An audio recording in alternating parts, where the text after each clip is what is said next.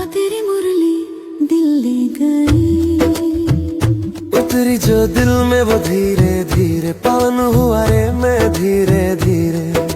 बाबा तेरी मुरली दिल ले गई, बाबा तेरी दृष्टि दिल ले गई। ओ हो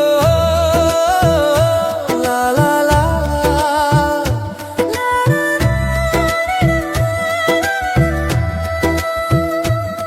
बाबा तुझसे मिलकर ये जाना है,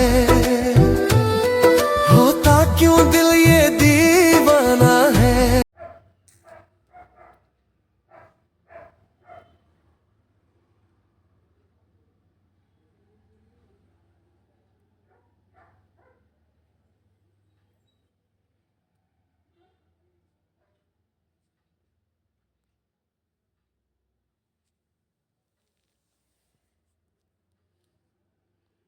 ओम शांति। आज हम 17 दिसंबर 2025 के महावाक्य सुनेंगे।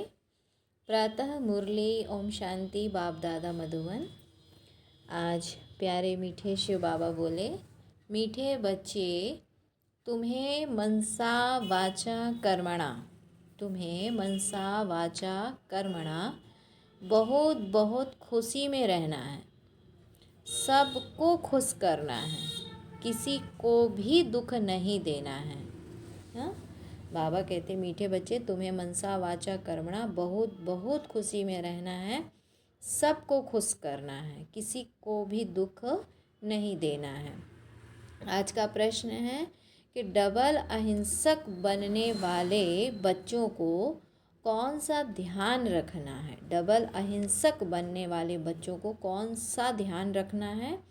उत्तर है पहला, ध्यान रखना है कि ऐसी कोई वाचा मुख से ना निकले जिससे किसी को भी दुख हो।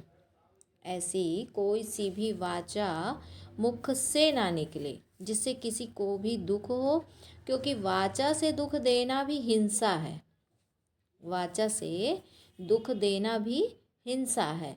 दूसरा, हम देवता बनने वाले हैं, इसीलिए चलन बहुत रॉयल हो। हम देवता बनने वाले हैं, इसीलिए चलन बहुत रॉयल हो। खान पान ना बहुत ऊंचा हो और ना नीचा हो। बाबा कहते खान पान भी ना बहुत ऊंचा हो ना नीचा हो। फिर आज गीत में बाबा ने कहा, गीत दिया, निर्बल से लड़ाई बलवान की, निर्बल से लड़ाई बलवान की। अच्छा, ओम शांति ओम शांति। सुनते हैं मुरली को विस्तार से। बाबा बोले, मीठे मीठे सिकिलधे बच्चों को बाप रोज रोज पहले समझाते हैं कि अपने को आत्मा समझ बैठो और बाप को याद करो। कहते हैं ना, अटेंशन प्लीज। तो बाप कहते हैं एक तो अटेंशन दो बाप की तरफ, एक तो अटेंशन दो बाप की तरफ। बाप कितना मीठा है, उनको कहा जाता है प्यार का सागर, ज्ञान का सागर। तो तुमको भी प्यारा बनना चाहिए। मनसा वाचा कर्मणा, हर बात में तुमको खुशी रहनी चाहिए, कोई को भी दुख नहीं देना है। बाप भी किसी को दुखी नहीं करते हैं। बाप आए ही हैं सुखी करने, तो तुमको भी कोई प्रकार का किसको दुख नहीं देना है। कोई भी ऐसा कर्म नहीं करना चाहिए, मनसा में भी नहीं आना चाहिए, परंतु ये अवस्था पिछाड़ी में होगी। कुछ न कुछ कर्मेंद्रियों से भूल होती है। अपने को आत्मा समझेंगे, दूसरे को भी आत्मा भाई देखेंगे, तो फिर किसको दुख नहीं देंगे। बाबा कहते हैं जब अपने को आत्मा समझेंगे और दूसरे को भी आत्मा भाई देखेंगे, तो फिर किसको दुख नहीं देंगे। शरीर ही नहीं देखेंगे तो दुख कैसे देंगे। माना देह भान ही नहीं, जब देखें देह भान में ही नहीं रहेंगे तो फिर कैसे किसी को दुख देंगे, है ना। सबसे प्यार करेंगे। तो बाबा कहते हैं इसमें गुप्त मेहनत है, यह सारा बुद्धि का काम है। अब इसके लिए क्या करना पड़े, अंदर से अपने मन बुद्धि से ये हमको बाबा कहते हैं अनुभव करना है, ये स्मृति में रहना है कि आत्मा हम आत्मा भाई भाई हैं, है ना। बाबा कहते हैं बच्चे ये तो गुप्त मेहनत की बात है, यह तो सारा बुद्धि का काम है और अभी तुम पारस बुद्धि बन रहे हो। तुम जब पत्थर बुद्धि थे, बाबा ने कहा कि जब तुम पारस बुद्धि थे तो तुमने बहुत सुख देखे, तुम ही सुख धाम के मालिक थे ना। यह है दुख धाम, यह तो बहुत सिंपल है, वह शांति धाम है हमारा स्वीट होम। फिर वहाँ से पार्ट बजाने आए हैं, दुख का पार्ट बहुत समय बजाया है, अब सुख धाम में चलना है, इसीलिए एक दो को भाई भाई समझना है। आत्मा को दुख नहीं दे सकती, बाबा कहते आत्मा को दुख नहीं दे सकती। अपने को आत्मा समझ आत्मा से बात कर रहे हैं, आत्मा ही तख्त पर विराजमान है। यह भी शिव बाबा का रथ है ना। बच्चियाँ कहती हैं कि हम शिव बाबा के रथ को श्रृंगारते हैं, शिव बाबा के रथ को खिलाते हैं, तो शिव बाबा को ही याद रहता है। तो बच्चियाँ कहती हैं कि हम शिव बाबा के रथ को श्रृंगारते हैं, शिव बाबा के रथ को खिलाते हैं, तो शिव बाबा ही याद रहता है ना। तो वह है ही कल्याणकारी बाप। कहते हैं मैं 5 तत्वों का भी कल्याण करता हूँ, वहाँ कोई भी चीज़ कभी तकलीफ़ नहीं देती है। और बाबा कहते यहाँ तो कभी तूफ़ान, कभी ठंडी, कभी क्या होता रहता है, वहाँ तो सदैव बाहरी मौसम रहता है, दुख का नाम नहीं, वह है ही हेवन। बाप आए हैं तुमको हेवन का मालिक बनाने, ऊंचते ऊंच भगवान है, ऊंचते ऊंच बाप, ऊंचते ऊंच सुप्रीम टीचर भी है, तो ज़रूर ऊंचते ऊंच ही बनाएंगे ना। बाबा कहते तुम यह लक्ष्मी नारायण थे ना, तो यह सब बातें भूल गए हो, अब बाप ही बैठ समझाते हैं। ऋषि मुनियों आदि से पूछते थे कि आप रचयिता और रचना को जानते हो, तो नेति नेति कह देते थे। जबकि बाबा ने कहा ऋषि मुनियों आदि से पूछते थे कि आप रचयिता और रचना को जानते हो, तो नेति नेति कह देते थे, जबकि उनके पास ही ज्ञान नहीं था, तो फिर परंपरा कैसे चल सकता है। तो बाप कहते हैं यह ज्ञान मैं अभी ही देता हूँ, तुम्हारी सदगति हो गई फिर ज्ञान की दरकार नहीं, दुर्गति होती ही नहीं। बाबा कहते हैं कि दुर्गति तो होती ही नहीं, सतयुग को कहा जाता है सदगति, यहाँ है दुर्गति, परंतु यह भी किसको पता नहीं कि हम दुर्गति में हैं। बाप के लिए गाया जाता है लिबरेटर, गाइड, खिवैया, बाप के लिए ही गाया जाता है ना, लिबरेटर, गाइड, खिवैया। तो ये टाइटल क्यों दिया बाप को? जब लिबरेट किया होगा, जब गाइड बना होगा, जब पार लगाया होगा, तो कब कब कहाँ पे किस समय की बात है जब ये टाइटल बाप को मिलता है। तो कहीं ना कहीं बाबा ने कुछ ऐसा किया होगा, तो बच्चों को लिबरेट किया होगा, बच्चों को गाइड बन के रास्ता बताया होगा, बच्चों की नैया को पार किया होगा। तो बाबा कहते हैं बाप के लिए तो गाया जाता है, लेकिन दुनिया वाले अपने को दुर्गति में समझते ही नहीं हैं, विषय सागर से सबकी नैया पार करते हैं, तो उसको कहते हैं क्षीर सागर। तब कहते उसको क्षीर सागर, विष्णु को क्षीर सागर में दिखाते हैं। तो यह सब है भक्ति मार्ग का गायन। बड़ा बड़ा तालाब है जिसमें विष्णु का चित्र दिखाते हैं। बाप समझाते हैं कि तुमने ही सारे विश्व पर राज्य किया है, अनेक बार हार खाई और जीत पाई है। बाप कहते हैं काम महाशत्रु है, उस पर जीत पाने से तुम जगत जीत बनेंगे। तो खुशी से बनना चाहिए ना। बाबा कहते हैं कि काम महाशत्रु है, उस पर जीत पाने से तुम जगत जीत बनेंगे, तो खुशी से बनना चाहिए ना। भल गृहस्थ व्यवहार में प्रवृत्ति में रहो, परंतु कमल फूल समान रहो। और अभी तुम कांटों से फूल बन रहे हो, समझ में आता है। यह है फॉरेस्ट ऑफ थॉर्न्स, माना बाबा कहते हैं यह है कांटों का जंगल, फॉरेस्ट ऑफ थॉर्न्स, कांटों का जंगल। एक दो को कितना तंग करते हैं, मार देते हैं, तो बाप मीठे मीठे बच्चों को कहते हैं कि तुम सब की अब वानप्रस्थ अवस्था है, छोटे बड़े सब की वानप्रस्थ अवस्था है। तुम वाणी से परे जाने के लिए पढ़ते हो ना, तुमको अभी सतगुरु मिला है, वह तो वानप्रस्थ में तुमको ले ही जाएंगे। यह है यूनिवर्सिटी। भगवान वाच है ना, मैं तुमको राजयोग सिखलाकर राजाओं का राजा बनाता हूँ। बाबा कहते हैं कि भगवान वाच है कि मैं तुमको राजयोग सिखलाकर राजाओं का राजा बनाता हूँ। जो पूज्य राजाएं थे वही फिर पुजारी राजाएं बनते हैं।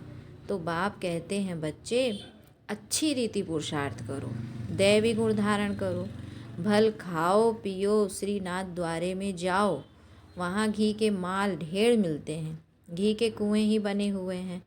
खाते फिर कौन है? पुजारी। बाबा कहते खाते फिर कौन है? पुजारी। श्रीनाथ और जगन्नाथ दोनों को काला बनाया है। जगन्नाथ के मंदिर में देवताओं के गंदे चित्र हैं, वहाँ चावल का हांडा बनाते हैं। कहाँ? जगन्नाथ के मंदिर में। तो वहाँ कहते हैं देवताओं के गंदे चित्र हैं, वहाँ चावल का हांडा बनाते हैं। वह पक जाने से 4 भाग हो जाते हैं, सिर्फ चावल का ही भोग लगता है क्योंकि अभी साधारण है ना। तो इस बाबा कहते इस तरफ गरीब और उस तरफ साहूकार। अभी तो देखो कितने गरीब हैं, खाने पीने को कुछ नहीं मिलता। सतयुग में तो बाबा कहते हैं सतयुग में तो सब कुछ है। तो बाबा आत्माओं को बैठ समझाते हैं शिव बाबा बहुत मीठा है, वह तो है निराकार। प्यार आत्मा को किया जाता है ना, आत्मा को ही बुलाया जाता है। शरीर तो जल गया, उनकी आत्मा को बुलाते हैं, ज्योति जगाते हैं। इससे सिद्ध है कि आत्मा को अंधियारा होता है। आत्मा है ही शरीर रहित, तो फिर अंधियारे आदि की बात कैसे हो सकती है? क्या कहा बाबा ने? उनकी आत्मा को बुलाते हैं, ज्योति जगाते हैं, इससे सिद्ध है कि आत्मा को अंधियारा है। अब बाबा कहते आत्मा तो है ही शरीर रहित, तो फिर अंधियारे आदि की बात कैसे हो सकती है? वहाँ यह बातें होती नहीं। बाबा कहते हैं वहाँ सतयुग में यह सब बातें होती नहीं, यह सब है बाबा कहते हैं भक्ति मार्ग। तो बाबा ने कहा यह सब है भक्ति मार्ग। बाप कितना अच्छी रीति समझाते हैं। ज्ञान बहुत मीठा है, इसमें आंखें खोलकर सुनना होता है। आँखों से तो देखना होता है, फिर बाबा कैसे कहते हैं आँखों से सुनना हो, खोल कर सुनना होता है? ये बाबा ने बुद्धि की आँख की बात कही है। अर्थात ज्ञान मन जो है, आत्मा जो है, आत्मा की आँख क्या है? बुद्धि है। इसीलिए बाबा कहते हैं कि आँख खोलकर सुनना होता है। बाप को तो देखेंगे ना, तुम जानते हो शिव बाबा यहाँ विराजमान है, तो आँखें खोलकर बैठना चाहिए। अर्थात बुद्धि रूपी जो नेत्र है वो सतर्क होना चाहिए। ऐसा नहीं कि यहाँ वहाँ मन के साथ में घूमने भाग जाए कहीं। तो यहाँ विराजमान है तो आंखें खोलकर बैठना चाहिए। बेहद के बाप को देखना चाहिए ना, बुद्धि की आंखों से बाप को देखना चाहिए। आगे बच्चियाँ बाबा को देखने से ही ध्यान में चली जाती थी, आपस में भी बैठे बैठे ध्यान में चले जाते थे, आंखें बंद और दौड़ती रहती थी। कमाल तो थी ना। बाप समझाते रहते हैं एक दो को देखते हो तो ऐसे समझो कि हम भाई आत्मा से बात करते हैं, भाई को समझाते हैं। तुम बेहद के बाप की राय नहीं मानेंगे। बाबा ने कहा तुम बेहद के बाप की राय नहीं मानेंगे। तुम यह अंतिम जन्म पवित्र बनेंगे तो पवित्र दुनिया के मालिक बनेंगे। बाबा बहुतों को समझाते हैं, कोई तो फट से कह देते हैं बाबा हम जरूर पवित्र बनेंगे। पवित्र रहना तो अच्छा है, कुमारी पवित्र है तो सब उनको माथा टेकते हैं। शादी करती है तो पुजारी बन पड़ती है, सबको माथा टेकना पड़ता है। तो प्योरिटी अच्छी है ना, प्योरिटी है तो पीस प्रॉस्पेरिटी है। सारा मदार पवित्रता पर है। बुलाते भी हैं पतित पावन आओ। पावन दुनिया में रावण होता ही नहीं, वह है ही राम राज्य। सब क्षीर खंड रहते हैं, धर्म का राज्य है, फिर रावण कहाँ से आया? बाबा कहते धर्म का राज्य है, फिर रावण कहाँ से आया? रामायण आदि कितना प्रेम से बैठ सुनाते हैं, यह सब है भक्ति। तो बच्चियाँ साक्षात्कार में डांस करने लग पड़ती हैं। सच की बेड़ी का तो गायन है कि हिलेगी लेकिन डूबेगी नहीं। और कोई सत्संग में जाने की मना नहीं करते हैं, यहाँ कितना रोकते हैं। बाप तुमको ज्ञान देते हैं, तुम बनते हो बीके।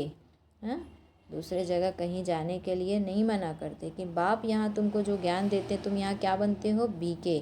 तो ब्राह्मण तो ज़रूर बनना है ना, बाप है ही स्वर्ग की स्थापना करने वाला, तो ज़रूर हम भी स्वर्ग के मालिक होने चाहिए। हम यहाँ नर्क में क्यों पड़े हैं? जब बाप है हमारा स्वर्ग का मालिक, स्वर्ग की स्थापना करने वाला, तो भले हम नर्क में क्यों पड़े हैं?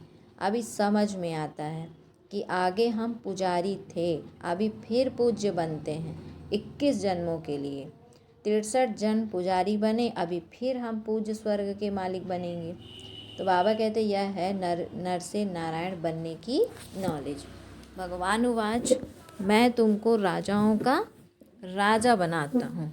बाबा कहते भगवान उवाच मैं तुमको राजाओं का राजा बनाता हूँ। पतित राजाएं पावन राजाओं को नमन बंदन करते हैं। हर एक महाराजा के महलों में मंदिर जरूर होगा, वह भी राधे कृष्ण का या लक्ष्मी नारायण का या राम सीता का। आजकल तो गणेश हनुमान आदि के भी मंदिर बनाते रहते हैं। भक्ति मार्ग में कितनी अंधश्रद्धा है। और अभी तुम समझते हो कि बरोबर हमने राजाई की, फिर वाम मार्ग में गिरते हैं। अब बाप समझाते हैं कि तुम्हारा यह अंतिम जन्म है। मीठे मीठे बच्चे, पहले तुम स्वर्ग में थे, फिर उतरते उतरते पट आकर पड़े हो। फिर उतरते उतरते पट आकर पड़े हो। तुम कहेंगे हम बहुत उच्च थे, फिर बाप हमको उच्च चढ़ाते हैं। हम हर 5000 वर्ष बाद पढ़ते ही आते हैं। इसको कहा जाता है वर्ल्ड की हिस्ट्री ज्योग्राफी। बाबा कहते हैं मैं तुम बच्चों को विश्व का मालिक बनाता हूँ। मैं तुम बच्चों को विश्व का मालिक बनाता हूँ। सारे विश्व में तुम्हारा राज्य होगा। गीत में भी है ना, बाबा आप ऐसे राज्य देते हो जो कोई छीन ना सके। अभी तो कितनी पार्टीशन है, पानी के ऊपर ज़मीन के ऊपर झगड़ा चलता है। अपने अपने प्रांत की संभाल करते हैं, ना करे तो छोकरे लोग बच्चे लोग पत्थर मारने लग पड़े। वो लोग समझते हैं नाव जवान पहलवान बन भारत की रक्षा करेंगे, सो पहलवानी अभी दिखलाते रहते हैं। दुनिया की हालत तो देखो कैसी है, रावण राज्य है ना। हाँ, बाबा कहते दुनिया की हालत तो देखो कैसी है, रावण राज्य है ना। बाप कहते हैं यह है ही आसुरीय संप्रदाय, तुम अभी दैवी संप्रदाय बन रहे हो। देवताओं और असुरों की फिर लड़ाई कैसे होगी? तुम तो डबल अहिंसक बनते हो। वह है डबल अहिंसक। देवी देवताओं को डबल अहिंसक कहा जाता है। बाबा कहते देवी देवताओं को डबल अहिंसक कहा जाता है। अहिंसा परमो देवी देवता धर्म कहा जाता है। बाबा ने समझाया किसको वाचा से दुख देना भी हिंसा है। तुम देवता बनते हो तो हर बात में रॉयल्टी होनी चाहिए। खान पान आदि ना बहुत ऊंचा हो ना बहुत हल्का, एक रस। राजाओं आदि का बोलना बहुत कम होता है। प्रजा का भी राजा में बहुत प्यार रहता है। यहाँ तो देखो क्या लगा पड़ा है, कितने आंदोलन हैं। बाप कहते हैं जब ऐसी हालत हो जाती है तब मैं आकर विश्व में शांति करता हूँ। गवर्नमेंट चाहती है कि सब मिलकर एक हो जाएं। भल सब ब्रदर्स तो हैं, परंतु यह तो खेल है ना। बाप कहते हैं कि बच्चों को कि तुम कोई फिक्र नहीं करो, अनाज की अभी तकलीफ़ है, वहाँ तो अनाज इतना हो जाएगा बिगर पैसे जितना चाहे उतना मिलता रहेगा। बाबा कहते हैं कि वहाँ तो अनाज इतना हो जाएगा कि बिगर पैसे जितना चाहो उतना मिलता रहेगा। और अभी वह दैवी राजधानी स्थापन कर रहे हैं। हम हेल्थ को भी, बाबा कहते हैं हम हेल्थ को भी ऐसा बना देते हैं जो कभी कोई रोग होवे ही नहीं, गारंटी है। कैरेक्टर भी हम इन देवताओं जैसा बनाते हैं। तो जैसा जैसा मिनिस्टर हो ऐसा उनको समझा सकते हैं, तो युक्ति से समझाना चाहिए। ओपिनियन में बहुत अच्छा लिखते हैं, परंतु अरे तुम भी तो समझो ना, तो कहते हैं फुर्सत नहीं है। तुम बड़े लोग कुछ आवाज़ करेंगे तो गरीबों का भी भला होगा। बाबा कहते हैं कि तुम बड़े लोग कुछ आवाज़ करेंगे तो गरीबों का भी भला होगा। तो बाप समझाते हैं अभी सबके सिर पर काल खड़ा है, आजकल करते करते काल खा जाएगा। तुम कुंभकर्ण मिशल बन पड़े हो। बच्चों को समझाने में बहुत मज़ा भी आता है। बाबा ने ही यह चित्र आदि बनवाए हैं, दादा को थोड़े ही यह ज्ञान था। बाबा ने ही यह चित्र आदि बनवाए हैं, दादा को थोड़े ही यह ज्ञान था। तुमको वर्षा लौकिक और पारलौकिक बाप से मिलता है, अलौकिक बाप से वर्षा नहीं मिलता है। यह तो दलाल है, इनका वर्षा नहीं है, इनका वर्षा नहीं है। प्रजापिता ब्रह्मा को याद नहीं करना है। मेरे से तो तुमको कुछ भी नहीं मिलता। मैं भी पढ़ता हूँ, वर्षा है ही एक हद का, दूसरा होता है बेहद के बाप का। तो प्रजापिता ब्रह्मा क्या वर्षा देंगे? बाप कहते हैं मामेकम याद करो। यह तो रथ है ना, रथ को याद नहीं करना है। उच्चते उच्च भगवान कहा जाता है। बाप आत्माओं को बैठ समझाते हैं, आत्मा ही सब कुछ करती है ना, एक खाल छोड़ दूसरा लेती है। जैसे सर्प का मिसाल है, भ्रमरी भी तुम हो। ज्ञान की भू भू करो, ज्ञान सुनाते सुनाते तुम किसी को भी विश्व का मालिक बना सकते हो। बाप जो तुम्हें विश्व का मालिक बनाते हैं, ऐसे बाप को क्यों याद नहीं करेंगे? बाबा ने कहा कि ऐसा बाप जो तुम्हें विश्व का मालिक बनाते हैं, तो ऐसे बाप को क्यों नहीं याद करेंगे? अब बाप आया हुआ है तो वर्षा क्यों नहीं लेना चाहिए? ऐसा क्यों कहते हैं कि फुर्सत नहीं मिलती? अच्छे अच्छे बच्चे तो सेकंड में समझ जाते हैं। बाबा ने समझाया है कि मनुष्य लक्ष्मी की पूजा करते हैं। अब लक्ष्मी से क्या मिलता है और अम्बा से क्या मिलता है? लक्ष्मी तो है स्वर्ग की देवी, उनसे पैसे भी भीख मांगते हैं। क्या कहा शिव बाबा ने? लक्ष्मी तो है स्वर्ग की देवी, उनसे पैसे भी की भीख मांगते हैं।